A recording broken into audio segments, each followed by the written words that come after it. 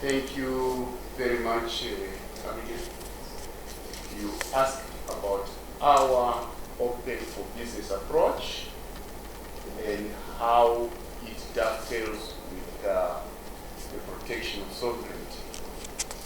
I just want to start by saying that there's no contradiction between open for business and the protection of sovereignty, because the biggest threat to sovereignty is poverty. Now, I want to just go back to say what is Zimbabwe's national objective. The prime objective of Zimbabwe, if you look at it in chapter 2 of the Constitution, is for us to build a free, democratic society where people are prosperous and they lead happy and fulfilling lives. This is the national objective of Zimbabwe, so that we are born free, happy, prosperous, and have fulfilling lives. We live up to adulthood in the same vein, happy, prosperous, fulfilling lives, and we die in a dignified way. So it means that's a sovereign country. So the open for business doctrine or doctrinal point by His Excellency is to say business activity leads to this prosperity that we are talking about. And open for business by us, and by all people who want to work with us from outside. So, but all this is done within the laws and regulations of Zimbabwe. And just to contextualize it in a more interesting way, this doctrine has got about 1, 2, 3, 4, 5, 6 points of reference. The first one, we own our country. The country is built by its own people. Next, the president says we are friends to all and enemy to none in our pursuit of our national goals. And we are open for business, of course, so that that business activity that leads us to that prosperity, to that happiness, feeling life that we've been talking about.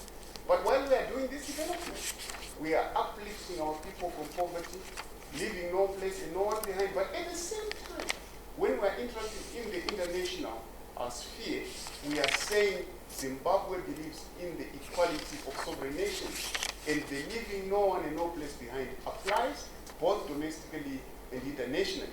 Because as you know, foreign policy is a reflection of your domestic policy. How you want to live is how you want to interact with people in the outside world. And then we say, we approach the world with liberated minds, not enslaved minds, getting rid of colonial thought and making sure that we ourselves are ourselves. It is very important. Before you interact with anybody, you have to be yourself first. And then we say at the end of the day, Zimbabwe will forever be a sovereign and independent state. So all these variables, which are 6, if you want to say x, 1 plus x, 2 plus x, 3 plus x, 4 plus x, 5 plus x, 6, all this is hyperspace for decision making. So while a person is interacting with the foreign environment, they have to take into consideration all these 6 guidelines by the president. That, first of all, you must know that you are building your country. With yourself, with others, but building your country. You are leading.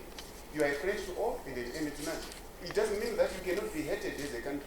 But it's not you who hate. It's not us.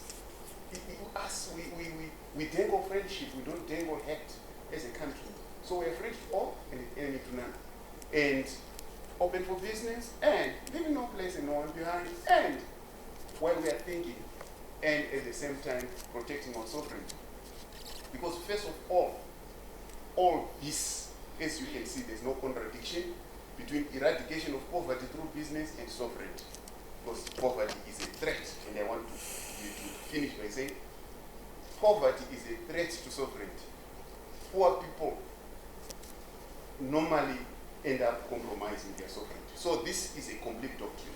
Now, I want to then say, how does this doctrine advance Zimbabwe thrust? You know, in the hierarchy of things, we have the national constitution, which is the guide to the nation. And then the president, as the head of state and government, and commander-in-chief of the defense forces, he then interprets that constitution and gives guidelines on how he wants this country as an entity to interact with the outside world. These guidelines are called the doctrine. We will then take that doctrine and make specific policies for this country to function. And then we'll do strategic plans to implement them. And we'll do implementation plans so that we can walk the talk. So this is the whole hierarchy of things. So the doctrine is what we can call a super, in quotes, policy, which is the main direction in which this country goes. So basically, this then helps us advance Zimbabwe's specific foreign policy actions. It guides us on how we interact with the external environment without confusion. Because sometimes we have a problem of policy reversals, whereby a person talks and says, when you have a doctrine, no confusion. This is the issue that we are trying to remove. No retraction of statements. Once Zimbabwe has spoken based on the doctrine, we have spoken. No noise, no kukura. We move in a very harmonic fashion, coordinated fashion. A person in Geneva talks the same thing. In New York talks the same thing. They don't have to phone home. They have to look at the doctrine and find out whether the decision that they are going to make is within the parameters that Zimbabwe sets itself to do. So this is basically for us to understand that documentation of the president's thought makes it possible for us to talk in unison. I think.